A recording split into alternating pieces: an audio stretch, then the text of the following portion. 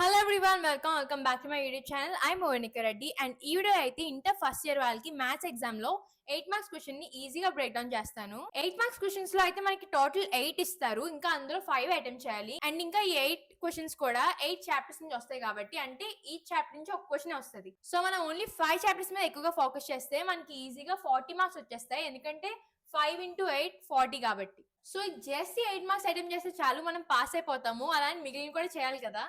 కానీ నేను చెప్పాలంటే 4 మార్క్స్ 2 మార్క్స్ ఇంకా 1 మార్క్స్ కంపేర్ చేస్తే 8 మార్క్స్ చాలా ఈజీ. ఈసారి మనకి ఎలాగో లాంగ్వేజెస్ 2 అయిపోయాయి కాబట్టి ఇంకా మ్యాథ్స్, ఫిజిక్స్, కెమిస్ట్రీ ఉంది. వీటి మూడింటి మీద మాత్రం మంచిగా కాన్సన్ట్రేషన్ పెట్టి చదవాలి. ఇంకా గ్యాప్ కూడా బాగానే వచ్చింది, కానీ మ్యాథ్స్ మాత్రం ఓన్లీ 4 days ఇచ్చారు. మ్యాథ్స్ కి వారం ఇచ్చి ఇంకా కెమిస్ట్రీ ఆర్ ఫిజిక్స్ కి ఒక 4 days ఇచ్చినా బాగుండు. But anyways we got no the option. ఇంకా స్టార్ట్ చేద్దాం. మ్యాథ్ 8 మార్క్స్ క్వశ్చన్స్ లో ఏదైనా ఈజియెస్ట్ చాప్టర్ ఉందంటే అది మాత్రం సెకండ్ చాప్టరే, రిలేషన్స్ అండ్ ఫంక్షన్స్. ఇందులో ఒక 6-7 క్వశ్చన్స్ ఉండుంటాయి. ఇంకా అవి కూడా చాలా ఈజీ. వాళ్ళు ఒక ఎఫ్ ఆఫ్ ఎక్స్ వాల్యూ ఇస్తారు, లేదంటే జీ ఆఫ్ ఎక్స్ వాల్యూ ఇస్తారు. దాన్ని మనం సబ్స్టిట్యూట్ చేసి సాల్వ్ చేయాలి.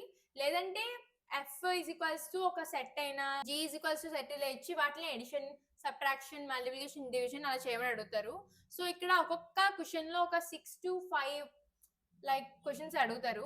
సో ఇదైతే చాలా ఈజీ. మనకి ఆల్రెడీ చాలాసార్లు ప్రాక్టీస్ చేసే ఉంటారు. ఒక చేయకపోయినా సరే ఒక హాఫ్ అన్ అవర్ లో అయిపోద్ది నాకు తెలిసి ఇదంతా కూడా. ఇంకా నెక్స్ట్ 8 మార్క్స్ లో ఈజియెస్ట్ చాప్టర్ ఏదైనా ఉందంటే అది మాత్రం సీక్వెన్స్ అండ్ సిరీసే. ఇందులో అయితే మెయిన్ గా ఇంపార్టెంట్ క్వశ్చన్స్ లో 3 టైప్స్ ఉంటాయి. అవి ఏంటంటే ఒక సిరీస్ అయినా ఒక సీక్వెన్స్ అయినా ఇచ్చి వాటిని బ్రేక్ డౌన్ చేస్తూ వాటిని ఎన్ టర్మ్స్ వరకు దాన్ని సమ్ అయితే రాయమంటారు.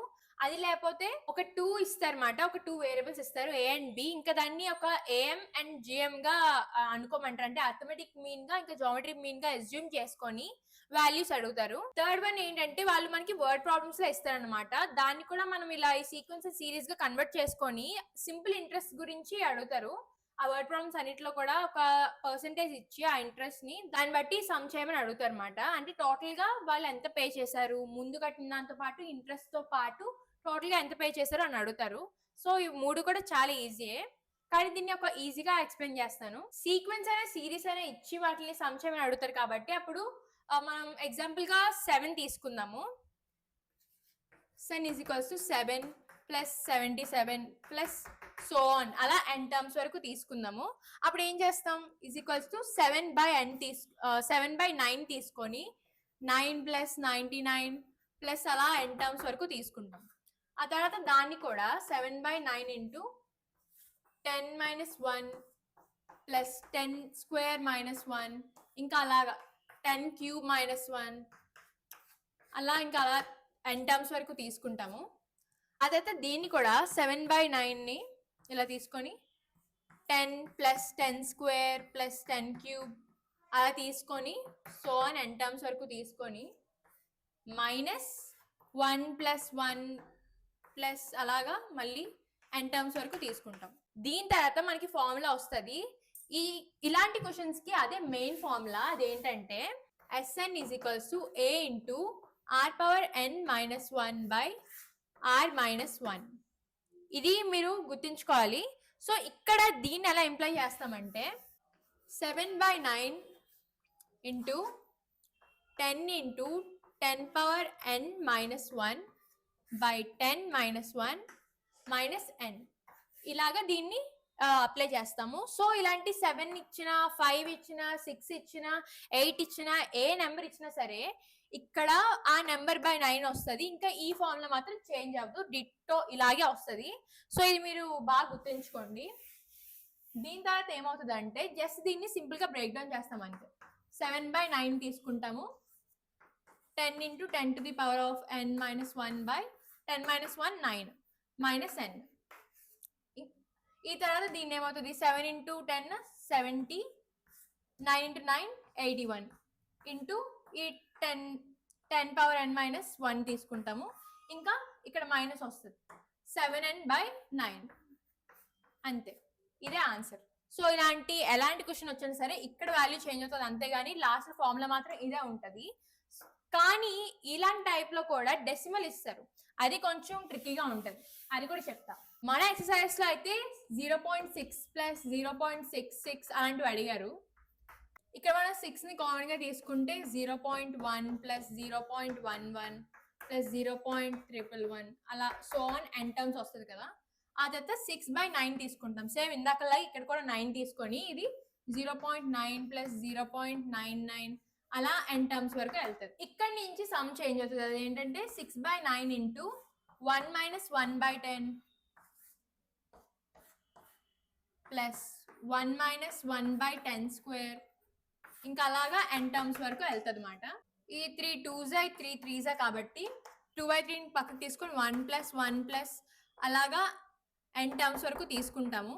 ఆ తర్వాత మైనస్ 1/10 ఇక్కడ తీసుకొని 1 ప్లస్ 1/10 ప్లస్ 1/10 స్క్వేర్ అలా సో అని తీసుకుంటాం అక్కడ కూడా. ఇక్కడ ఈ స్టెప్ తర్వాత మనం ఫార్ములాని అప్లై చేస్తాము. కానీ ఇక్కడ ఈ ఫార్ములా డిట్టో వేసేయకూడదు, కొంచెం డిఫరెంట్గా ఉంటుంది అనమాట. 2/3 ఇంటూ n మైనస్ 1/10 మళ్ళీ ఇక్కడ తీసుకొని 1 minus 1/10 power n by 1 minus 1/10 అలా వస్తుంది. I'm really sorry for my bad handwriting but I got no other option. ఎందుకంటే మా ఇంట్లో కన్వీనియన్స్ స్పాట్ లేదు, ప్రెసెంట్ లైటింగ్ వచ్చేది ఇంకా వర్క్ కూడా జరుగుతుంది కాబట్టి ఇక్కడ ఒక గాడ్ ఎత్తుక్కొని అక్కడ బోర్డు వేసి ఎక్స్ప్లెయిన్ చేస్తున్నాను. Sorry for that. మళ్ళీ మ్యాథ్స్లోకి వచ్చేద్దాం. ఎందుకంటే చదవాలన్నప్పుడు మనకి బ్యాక్గ్రౌండ్తో కానీ దేంతో కానీ సంబంధం ఉండకూడదు, జస్ట్ టాపిక్ మీద ఉండాలి అంతే. ఎక్కడ ఉన్నాం? ఇక్కడ మళ్ళీ ఇక్కడ మల్టిప్లికేషన్ జరుగుతుంది. 2n/3 మైనస్ 2/30 ఇక్కడ into 10/9 into 1 minus 1/10 power n. ఇదే దీన్ని మళ్ళీ బ్రేక్ డౌన్ చేయాలంటే సింప్లిఫై చేయాలి దీన్ని కూడా. ఇక్కడ ఇది క్యాన్సిల్ అయిపోతే 2n/3 minus 2/27 into 1 minus 1/10 power n. దీనికి ఎల్సిఎం తీస్తే ఏమవుతుంది? 2n/3 minus 2 into 2/27 into 10 minus 1/10 power n. 10 power n minus 1/10 power n అంతే. ఈ మోడల్ సమ్స్ అయితే ఇంతే. ఇదే చాప్టర్ లో మనకి ఏఎం ఇంకా జిఎం 2 పాజిటివ్ నెంబర్స్ అనుకోమని ఇస్తారు. ఇంకా దాని వాల్యూ వాళ్ళు ఒకటి ఇచ్చి దాన్ని ప్రూవ్ చేయమని అడుగుతారు అనమాట.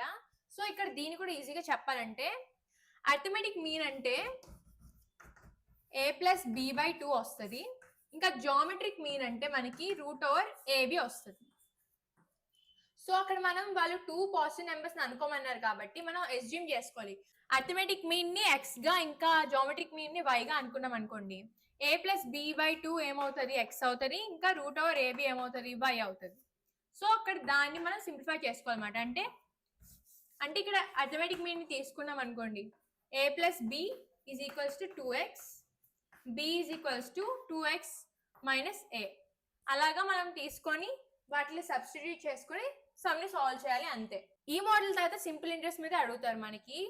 ఫర్ ఎగ్జాంపుల్ సింపుల్ ఇంట్రెస్ట్ 5% అనుకోండి. ఇంకా టోటల్ అమౌంట్ 10,000 చూసుకుందాం.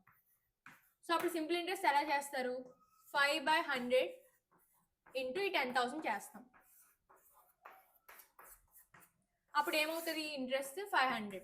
వాళ్ళు యాన్యువల్లీ అంటే యాన్యువల్లీ, లేదంటే మంత్లీ అంటే మంత్లీ ఆ 500 ఉంటుంది అనమాట. సో అప్పుడు ఏమవుతుంది? ఇయర్లీ ఏమవుతుంది? టోటల్ అమౌంట్ 10,000 కాబట్టి ఇయర్లీ 10,000 లోంచి అలా 500 అలా కట్ అయిపోతూ మనకి ఒక సర్టెన్ టైం పీరియడ్ లో మనకి ఆ టోటల్ అమౌంట్ అయిపోద్ది అనమాట. సో దాన్ని ఈ మెయిన్ అమౌంట్ ని లేదంటే వాళ్ళు ముందు ఎంత కట్టారో అదంతా కూడా అడిషన్ చేస్తే దాన్ని బట్టి మనకి వచ్చేస్తుంది ఏంటి వాడు టోటల్ అమౌంట్ ఎంత పే చేశాడని అంతే. ఇంకా ఈ చాప్టర్ లో ఈ 3 type of 8 marks sums important. 8 marks లో నెక్స్ట్ ఈజియెస్ట్ చాప్టర్ ఏదైనా ఉందంటే అది స్టాటిస్టిక్స్. స్టాటిస్టిక్స్ చాలా ఈజీ, చూడడానికి రాయడానికి కొంచెం కష్టంగా ఉంటదేమో కానీ నేను ఇప్పుడు ఎవ్రీ సమ్ కి ఏ ఫార్ములాస్ ఉంటాయి ఇంకో దాన్ని ఎలా చేయాలో చెప్తాను. ఫస్ట్ మనకి మీన్ డివియేషన్ అబౌట్ మీన్ అని అడిగారు అనుకోండి. మీన్ ఫార్ములా ఏంటో చూసుకోవాలి. 1/n into sigma fi xi అంతే. మనం ఇచ్చిన డేటా బట్టి అన్ని రాస్తాం కదా. ఫస్ట్ ఏంటి? క్లాస్ రాస్తాము, fi రాస్తాము, xi రాస్తాము. ఇంకా fi into xi minus x bar అంటే ఇక్కడ వచ్చిన వాల్యూ. ఆ తర్వాత fi ఇంటూ ఇక్కడ వచ్చిన వాల్యూతో అది ఉంటుంది కదా xi మైనస్ x బార్, దాన్ని కూడా చేస్తాం. దీన్ని బట్టి మనకి ఫస్ట్ మీన్ ఇలా వస్తుంది. ఆ తర్వాత మీన్ డివియేషన్ అబౌట్ మీన్ అని అడిగారు అనుకోండి. దాని ఫార్ములా ఏంటంటే 1/n into sigma fi into xi minus x bar అంతే. సో మీరు ఆ డేటా అంతా కరెక్ట్ గా రాసుకొని ఆ ఎడిషన్ క్యాలిక్యులేషన్స్ ఇంకా మిడ్ పాయింట్ అన్ని కూడా కరెక్ట్ గా చూసుకుంటే మాత్రం మనకి ఈజీగా సమ్ వచ్చేస్తుంది. Next mean deviation about median. ఇది కూడా సిమిలర్ గానే ఉంటది కానీ డిఫరెంట్ కూడా. దీంట్లో మనం ఏం చేస్తామంటే ఫస్ట్ క్లాస్ రాస్తాం, ఆ తర్వాత ఎఫ్ఐ వాల్యూస్ అన్ని కూడా రాస్తాం. ఆ తర్వాత ఇందులో ఎక్స్ట్రాగా యాడ్ అయ్యేది ఏంటంటే క్యూములేటివ్ ఫ్రీక్వెన్సీ. క్యూములేటివ్ ఫ్రీక్వెన్సీని ఎలా ఫైండ్ అవుట్ చేయాలంటే ఫస్ట్ ఫ్రీక్వెన్సీ రాసుకుందాము. 6, 7, 15, 16, 4 ఇంకా 2. ఇక్కడ క్యూములేటివ్ ఫ్రీక్వెన్సీని ఎలా ఫైండ్ అవుట్ చేయాలంటే ఫస్ట్ ఫ్రీక్వెన్సీ ఏంటో క్యూములేటివ్ ఫ్రీక్వెన్సీ ఫస్ట్ క్లాస్ కూడా అదే ఉంటుంది అనమాట. సో ఇక్కడ 6 తీసుకుంటాం. నెక్స్ట్ దానికి క్యూములేటివ్ ఫ్రీక్వెన్సీ ఎలా ఫైండ్ అవుట్ చేయాలంటే ఈ 6 ని 7 ని యాడ్ చేయాలన్నమాట. అప్పుడు ఏమవుతుంది 13. నెక్స్ట్ ఈ 13 ని 15 ని యాడ్ చేస్తాం, ఎంత 28. అదే మేనర్ లో వెళ్తే టోటల్ క్యూములేటివ్ ఫ్రీక్వెన్సీ అంతా మనకు వచ్చేస్తుంది. ఇంకా ఇది ఫ్రీక్వెన్సీ, ఇది cumulative frequency. Next mid point ఏంటి, ఇచ్చిన క్లాస్ ని మిడ్ పాయింట్ చేస్తాం అన్నమాట. ఇచ్చిన క్లాస్ లో ఫస్ట్ దాన్ని లాస్ట్ దాన్ని ప్లస్ చేసి బై 2 చేస్తే మనకి మిడ్ పాయింట్ వచ్చేస్తుంది. ఫర్ ఎగ్జాంపుల్ ఒక క్లాస్ తీసుకుందాం 10 to 20. అప్పుడు ఏం చేయాలి 10 + 20 / 2. 30 / 2 ఎంత 15. అప్పుడు దాని మిడ్ పాయింట్ 15 అవుతుంది అనమాట. So xi for that class is 15. తర్వాత modulus of xi minus median వస్తుంది అనమాట. ఎందుకంటే ఇది మీన్ డీవియేషన్ అబౌట్ మీడియన్ కాబట్టి మీడియన్ ఎలా ఫైండ్ అవుట్ చేయాలంటే దానికి ఒక ఫార్ములా ఉంటుంది. ఈ ఫార్ములా కూడా చాలా ఇంపార్టెంట్. అదేంటంటే median is equals to L + h/f into n/2 - c. ఇదే ఆ ఫార్ములా మీడియన్ కి. ఇక్కడ ఎల్ అంటే ఏంటి, ఇచ్చిన క్లాస్. అంటే ఫస్ట్ ఒక క్లాస్ ని మనం ఫైండ్ అవుట్ చేసుకోవాలన్నమాట. ఆ క్లాస్ ఎలా ఫైండ్ అవుట్ చేస్తారంటే మనకి ఫ్రీక్వెన్సీ టోటల్ వస్తుంది కదా, ఆ టోటల్ వచ్చిందని బై 2 చేయాలన్నమాట. ఫర్ ఎగ్జాంపుల్ ఇక్కడ మనకి ఫ్రీక్వెన్సీ టోటల్ గా 50 వచ్చింది అనుకోండి, 50 / 2 చేస్తే మనకి 25 వస్తుంది. సో ఇచ్చిన క్లాసెస్ లో అంటే 0 to 10, 10 to 20, 20 to 30 అలా ఉన్న వాటిలో అన్నిటిలో కూడా ఈ 25 ఎక్కడ వస్తుంది, ఆ క్లాస్ ఏంటో చూడాలి. ఇక్కడ 25 ఎక్కడ వస్తుంది, 20 to 30లో వస్తుంది. కాబట్టి ఆ క్లాస్ మనం తీసుకుంటాం అన్నమాట. ఆ క్లాస్ లో ఫస్ట్ వన్ ఏంటి 20 కాబట్టి ఎల్ వాల్యూ అదే అవుతుంది అనమాట. సో ఇక్కడ L = 20. హెచ్ అంటే హైట్ ఆఫ్ ది క్లాస్. అక్కడ టోటల్ గా ఒక క్లాస్ లో ఎన్ని ఉన్నాయి, 10 ఉన్నాయి. ఇక్కడ 0 to 10 10 ఉన్నట్టు, 10 to 20 10 ఉన్నాయి కాబట్టి ఇక్కడ హెచ్ 10 అవుతుంది అనమాట. Next F. ఈ ఎఫ్ ఎలా అంటే మనం తీసుకున్న క్లాస్ ఏదైతే ఉందో ఇక్కడ ఎల్ వాల్యూ ఏ క్లాస్ నుంచి అయితే తీసుకున్నామో ఆ క్లాస్ కి ఉన్న ఫ్రీక్వెన్సీయే ఈ ఎఫ్ వాల్యూ. సో ఇక్కడ మనకి ఇచ్చిన క్వశ్చన్ లో అయితే 15 ఉంది అనమాట. నెక్స్ట్ ఎన్, టోటల్ ఫ్రీక్వెన్సీ టోటల్ వాల్యూ అంతా ఏంటి 50 కాబట్టి అలా తీసుకుంటే ఇంకా క్యూములేటివ్ ఫ్రీక్వెన్సీ ఎలా అంటే ఇచ్చిన క్లాస్ కాకుండా దాని పైన ఉన్నదాన్ని తీసుకుంటాం అన్నమాట. ఎందుకంటే ఆ ఎడిషన్ చేస్తేనే ఇది వస్తుంది కాబట్టి మనం ఆ క్యూములేటివ్ ఫ్రీక్వెన్సీ వాల్యూ అలా తీసుకుంటాము. సో టోటల్ గా ఇలా మీడియన్ వాల్యూ వస్తుంది. అదే మీడియన్ వాల్యూ వచ్చిన తర్వాత మీన్ డీవియేషన్ అబౌట్ మీడియన్ ఎలా అవుతుంది అంటే 1/n sigma fi into xi minus m. ఇదే మీన్ డీవియేషన్ అబౌట్ మీడియన్ అంటే ఇదే formula.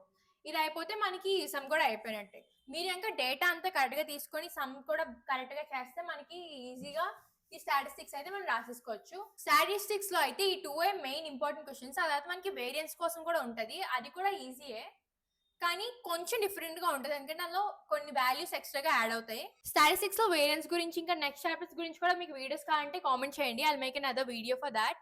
But for this video that's it and thanks for watching. By.